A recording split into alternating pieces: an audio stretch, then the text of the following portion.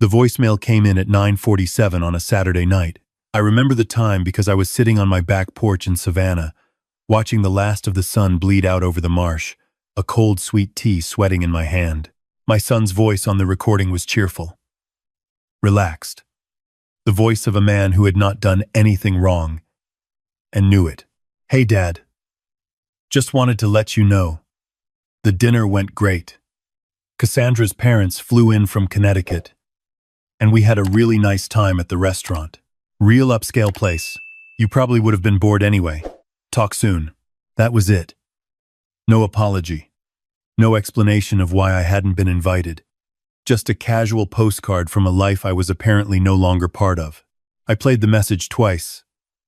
I set the phone down on the porch railing. I looked out at the marsh grass, bending in the evening wind. My son had just told me, without telling me, that I was not welcome at a family dinner with his in-laws. A dinner that included his wife, her parents, and presumably a very good bottle of wine that I had probably, in some roundabout way, helped pay for. Before I tell you what happened next, I want you to hit that like button if you believe a father deserves a seat at his own family's table. Subscribe to Revenge Chronicles if you have ever worked your whole life and been made to feel like a liability because of it. And drop a comment below telling me where you're watching from. It means more than you know. My name is Gerald Walsh. Most people call me Gary. I am 64 years old. I spent 31 years as a licensed master electrician in Savannah, Georgia, working job sites from sunup until my hands stopped cooperating. I've wired hospitals, schools, shopping centers, and a few buildings whose names you'd recognize. I didn't do it in a corner office.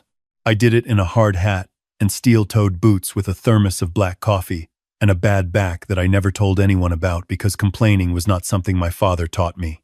Looking at me on any given Tuesday, you would see an old man in a faded Carhartt jacket and work pants with paint on the knee from a project I did 6 months ago and never bothered to throw out.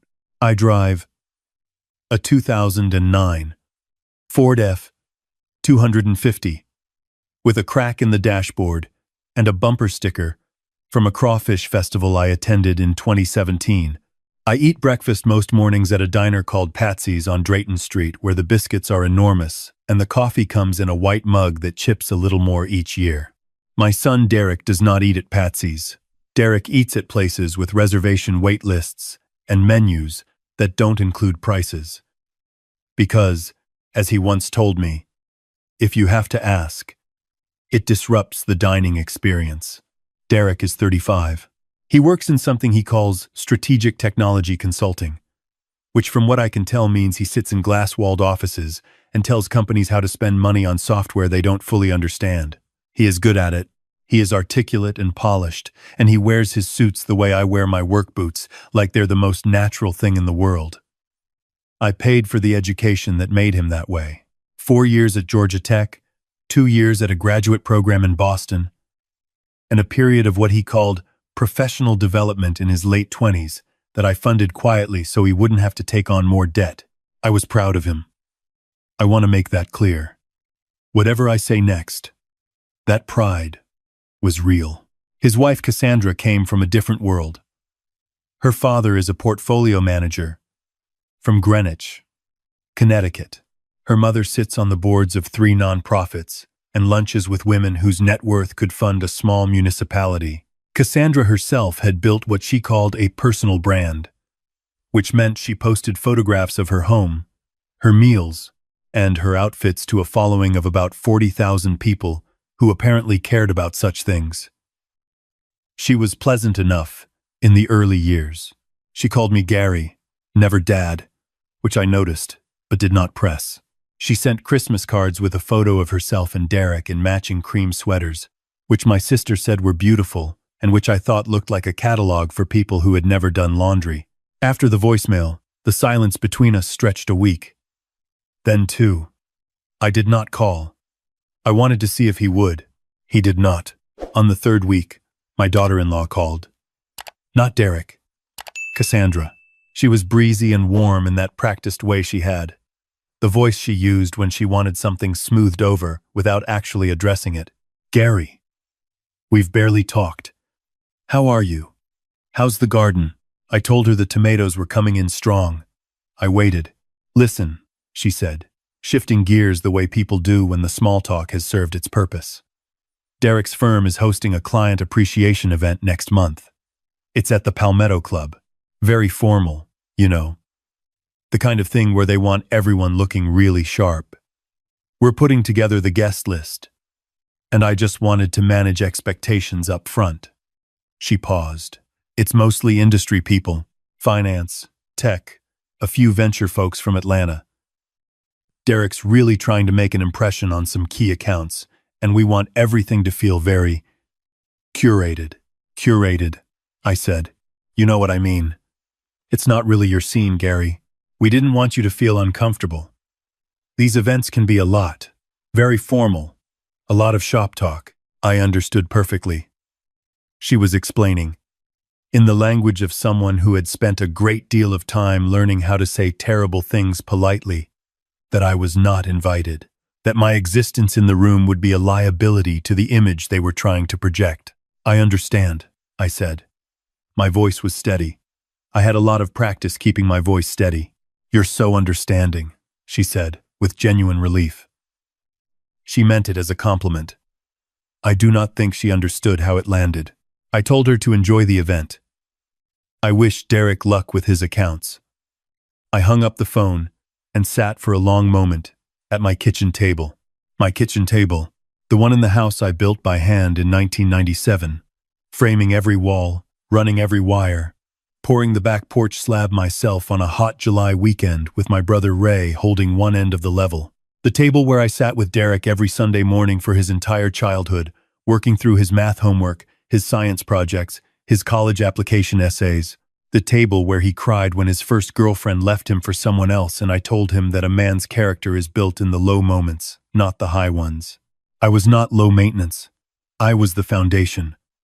And foundations don't get invited to the party. They just hold up the floor everyone else dances on. I did not call a lawyer that night. I did not make any decisions. I did something I had learned over 30 years on job sites, which is that when you are angry, you do not touch the wiring until you know what you are dealing with. I went to Patsy's the next morning, and I had my biscuit and my coffee. The woman who runs the register, a retired school teacher named Dolores, who moved back to Savannah after her husband passed, slid me an extra pat of butter without being asked. We talked about the weather and the new development going up on Bay Street, and whether the traffic was getting as bad as everyone kept saying it was. She did not know that I owned the building her diner was in. That is the thing about me that Derek and Cassandra had never bothered to find out. They looked at the boots and the truck and the Carhartt jacket, and they assembled a picture that felt complete. Retired electrician, comfortable pension, a little savings probably, sentimental about his workshop. Not the kind of man who belongs at a formal event at the Palmetto Club. What they did not know, because they had never asked, was that 30 years ago, I took every dollar I made on the job sites and I bought property. Not glamorous property. Not penthouses or luxury condos. I bought the unglamorous kind, small commercial buildings in neighborhoods that were transitional, strip parcels on the edges of business districts, warehouses near the port that nobody wanted because they smelled like diesel and needed new roofs. I bought them cheap. I fixed them myself. I leased them slowly and carefully to small businesses that needed affordable space. Over 3 decades, I had assembled a portfolio that my accountant referred to as considerably substantial, and which my attorney, a sharp woman named Patricia, who had known me since the mid-90s, described simply as generational.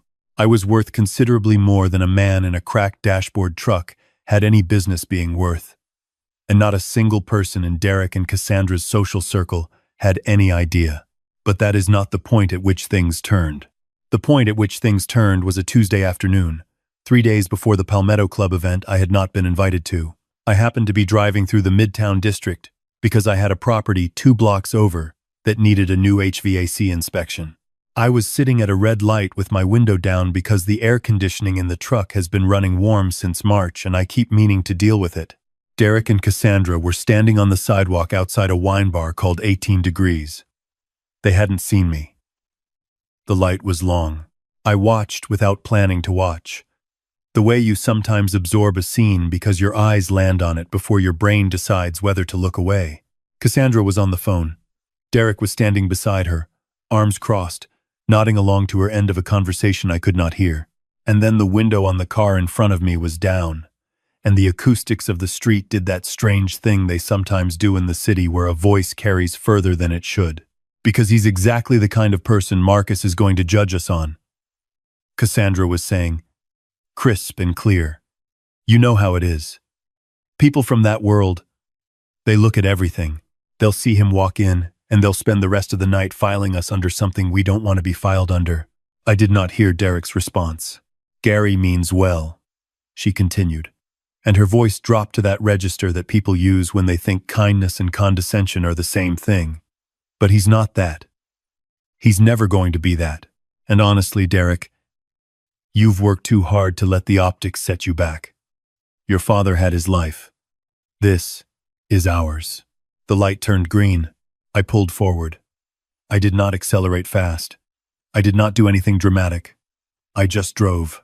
Your father had his life. I thought about that sentence for the rest of the afternoon. I thought about it while I walked through the HVAC inspection on Aberhorn Street, checking the ductwork on a building that housed 4 small businesses, one of which was a tutoring center for kids from the middle school 2 blocks over. I thought about it while I ate a late lunch alone at a picnic table outside a sandwich shop. I thought about it driving home, as the Savannah evening turned that particular shade of gold it gets in October when the light comes sideways through the Spanish moss. Your father had his life. I called Patricia that evening. She answered on the second ring because Patricia has been answering my calls on the second ring for 27 years, and she is the most reliable person I have ever known who is not related to me by blood. I need you to look something up for me, I said. Is this a feeling call or a business call? Patricia asked. Business, I said. Derek's firm. Pinnacle Strategy Group. I heard her typing. A pause. What about it? Who owns the building they're in? A longer pause. Gary, she said slowly. Who owns it, Patricia? She exhaled. Coastal Commercial Holdings LLC owns the building at 214 Drayton. The registered agent for Coastal Commercial Holdings is... Another pause. Walsh Property Management. That's right, I said. Gary, your son's company is in your building. Has been for 4 years, I said. They signed a 5-year lease when they opened the Savannah office. Below market rate because the previous tenant left mid-lease, and I didn't want the space sitting empty. I took a sip of my sweet tea. Derek has no idea. Patricia was quiet for a moment. What are you thinking? I'm thinking, I said, that I'd like you to pull the lease file and take a look at the renewal clause. She pulled the file. She looked. She told me what she found. I thanked her and said good night. I did not call Derek. I did not send a message. I got up the next morning, and I went to Patsy's, and I had my biscuit, and I let the week proceed. The night of the Palmetto Club event, I was at home. I grilled a pork chop and ate it on the porch. I called my brother Ray in Augusta, and we talked for 40 minutes about his grandkids and a fishing trip we were planning for November. I did not think about the event. There was nothing to think about. I had already done the thinking. What I did not expect was the phone call the following Monday morning. It was Derek. His voice had a quality I had not heard in a long time.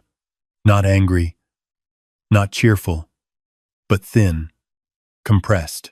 The voice of a person carrying something heavy and trying to sound like they aren't. Dad. Hey. Do you have a minute? I've got time, I said. So, the event went well, he said. I noticed he did not ask how my weekend was, but there's something going on with the office lease that I need to understand. The property management company sent over a notice last week. A pause. It's about the renewal. I waited. It says they're not renewing at the current rate. There's a significant adjustment. He exhaled. It's a 40% increase. Dad, that would change everything for the Savannah office. We might have to look at relocating. and the partners are asking questions, and I told them I'd look into it. Sounds like a business matter, I said. Have you talked to the landlord? That's the thing, Derek said. The property management company is Walsh Property Management. I looked it up and he stopped. I could almost hear him deciding whether to say the next part. Dad, is that your company? I set my coffee mug down on the kitchen table. It is. Silence. You own the building we're in. I do. A longer silence. The kind that has weight. Dad, why didn't you ever tell me? You never asked. I said. My voice was even. Not cruel. Just factual. You never asked about my business, son. Not once in 4 years. Every time we talked, you told me about your clients and your accounts and your firm's expansion plans. And I listened. I never heard a question come the other direction. Dad, did the event go well? He hesitated. Yes, I'm glad. I heard the Palmetto Club does a nice spread. Another silence. This one had a different texture. Dawning, I think, is the word. The rate adjustment, he said carefully. Is that connected to what? He didn't answer. He couldn't. Because to answer the question, he would have to say, out loud, what he had done. He would have to name it. Derek, I said. I'm going to ask you something, and I'd like you to think before you answer. When was the last time you asked me how I was doing? Not whether things were fine. Not a voicemail to report that a dinner happened. I mean, actually asked. I heard his breath on the line. I know your father-in-law is a portfolio manager, I continued. I know that, to Cassandra, and to the people in her world, a man who drove an electrician's van for 30 years is a certain kind of person. A background character. Someone who gets handled, not included. I have known that for a while. What I did not expect was for my own son to agree with that assessment. Dad, it wasn't like that. You were curating, I said. That was all. One word. I heard him recognize it. I heard the air go out of him. I told him I would be in touch about the lease, and I said goodbye. I did not hear from him for 5 days. On the 5th day, Cassandra called. Her voice had lost the breeziness. This was the stripped-down version, the one underneath the personal brand. She sounded, for the first time, like a person. Gary, I owe you an apology, she said. I waited. Not a managed one, she added. A real one. I've been thinking about what Derek told me, about the building.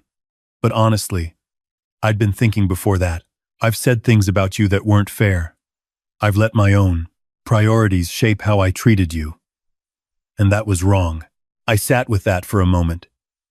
It was a better apology than I expected, which told me something about her that I had not previously credited her with. I appreciate you saying that, I said. We should have invited you to the dinner, she said. Both dinners, and the event. I told Derek you'd be out of place, and I was wrong about that. I was wrong about what mattered. What changed your mind? She was quiet a moment. I called my father. I told him what happened. What we'd done. A pause. He wasn't gentle about it. I thought of her father, the portfolio manager from Greenwich, a man I had never met. I found I had a small amount of respect for him in that moment. He said that a man who built something from nothing is exactly the kind of man you bring to a table, she said. He said if Derek's clients knew his father's history, they'd think more of him, not less. He said we'd been ashamed of the wrong things. He sounds like a smart man, I said. He grew up very poor, she said. I forget that sometimes. We talked for another 20 minutes. Not about the lease, not about business. About Savannah in October, and how she had never learned to like sweet tea, and whether I would teach her how to make the pickled okra I brought over at Christmas 2 years ago. Small talk that was not, for once, a vehicle for something else. Before she hung up, she asked about the lease renewal. That's a business matter, I said. Patricia handles my leases. Have your firm's attorney call her office. I'll instruct her to hold the increase until the 1st of next year. That gives everyone time to plan. She exhaled. Thank you, Gary. That's what a landlord does, I said. That's not me being family. Being family is a different thing, and I'd like to try at it again, if you're willing." She said she was willing. I believed her. Now, you might think that's where the story ends. A lesson learned, an apology accepted, a lease extension filed. But the thing about real life is that it keeps moving, and the true measure of a person is not the apology. It's the week after the apology. And the month after that? 3 weeks after my conversation with Cassandra, I got an invitation in the mail. Printed card, heavy stock, real ink. Derek and Cassandra were hosting a dinner at their house. A small gathering, 6 people. Her parents, flying down from Connecticut. My brother Ray, driving over from Augusta. And me. There was a handwritten note on the bottom in Cassandra's writing. "We'd like you to tell Ray the story about the transformer fire on the hospital job in 2003. We already told everyone. It's the best story we've ever heard." I had told that story to Cassandra exactly once, 3 years ago, at a Thanksgiving dinner, where she had been mostly on her phone. She had remembered it. She had passed it on. She had built a seat for me at the table before I arrived. I called Ray that evening. He answered with the particular energy of a man who has been looking forward to something for a while. "You're going," he said. "I'm going," I said. "You gonna wear the Carhartt?" "I haven't decided." Ray laughed, a big sound that fills whatever room he's in, even over the phone. "Gary," he said, "wear whatever you want. You built the room. You can dress however you please in your own room." The dinner was on a Friday in November. The drive took me through the part of Savannah I like best in the late afternoon, where the streets get narrow and the old trees form an archway, and the light comes through sideways and makes everything look like a painting of itself. I parked the truck in front of their house and sat for a moment. Derek came out before I knocked. He walked down the front steps and he met me at the truck. He looked like my son. Not the consultant, not the suited figure from the voicemail, just my son, in jeans and a flannel shirt, which I noted with a quiet satisfaction. And he put his hand out, and when I took it, he pulled me into a hug that lasted longer than it usually did. We stood there in the driveway for a moment. "I didn't know about the building until last month," he said. "But it wouldn't have been right even if you were a retired electrician with a pension and nothing else. I want you to know I know that." "I know you know it," I said. "That's why we're here." Inside, the house smelled like something Cassandra had been cooking for hours. Something with garlic and thyme. And Ray was already at the kitchen island, with a glass of bourbon, telling her father a story I had heard at least 11 times, and that still got better with repetition. Her father, a trim man in his late 60s with reading glasses pushed up on his forehead, and the look of someone who had made a great deal of money by being slightly more patient than everyone else, shook my hand with the grip of a man who had also, at some point in his life, done physical work. "Gary Walsh," he said, "Cassandra has been telling me about your properties. I understand you've been in commercial real estate since the early 90s. "Since about 93, I said. "Smart timing," he said. "Buying before the mid-decade correction. Very smart." "I didn't know it was smart at the time," I said. "I just knew the buildings were cheap and I could fix the electrical myself." He smiled. "It was a real one. That's exactly what smart looks like from the inside," he said. We ate for 3 hours. Ray told the transformer story, which had accumulated one new detail since the last time I heard it. A raccoon that I had no memory of. And it brought down the table all the same. Cassandra's mother asked me about the garden and genuinely listened to the answer. Derek sat across from me and looked, for the first time in a long time, like a man who was exactly where he was supposed to be. After dinner, on the back porch, Derek and I sat with 2 glasses of bourbon while the others were inside. The night was cool, and the yard was dark beyond the string lights they had hung along the fence. He asked me, quietly, what I was planning to do with the portfolio eventually. "I'm starting a foundation," I said. "Patricia's drawing up the paperwork." He looked at me. "What kind of foundation?" "Trades," I said. "Electricians, plumbers, HVAC techs, welders. There are kids in this city who could build careers with their hands, and nobody's teaching them how. Or giving them access to the tools and the licensing prep and the apprenticeship placements they need. I'm going to put a significant portion of the portfolio into that. Not after I'm gone. Now. While I can see it work. Derek was quiet for a moment. How much? He asked. I told him. He set his glass down. He looked out at the yard. He looked back at me. Dad, it's what the money is for, I said. I didn't build any of it so it could sit in an account. I built it so it could build something. He nodded slowly. And then he said something I did not expect. Can I help? He said. With the foundation, the operational side, grant structures, compliance, outreach to trade schools. That's what I actually know how to do. I'd like to do something that matters with it. I looked at my son, the one I taught long division to on a Saturday morning with a bad hangover from a job site celebration the night before. The one who used to fall asleep in the truck on the way home from Little League with his cleats still on. The one who had spent 10 years learning to be impressive and had, somewhere in the last month, started the process of learning to be good. I'd like that, I said. We sat there in the quiet for a while. The kind of quiet that is not uncomfortable. There is something I want to say to anyone watching who sees themselves somewhere in this story. Whether you're the parent who has been made to feel like an embarrassment, or whether you're the son or daughter who is just now, in the watching of it, recognizing something about yourself. The accounting in a family is never really about money. Money is just the visible version. The real accounting is made of Sunday morning phone calls and front row seats, and the question of whether you ask the person who raised you how they're doing, not to clear an obligation, but because you actually want to know. When those debts go unpaid long enough, the ledger doesn't disappear. It just comes due in a different currency. I am not a hard man. I want to be clear about that. I am a patient one. And patience, when a person finally stops wasting it on people who don't deserve it, turns out to be one of the most powerful things a man can own. Even more powerful than a building portfolio. Although, I will admit, the building portfolio did not hurt. If this story stayed with you, leave a like so others can find it.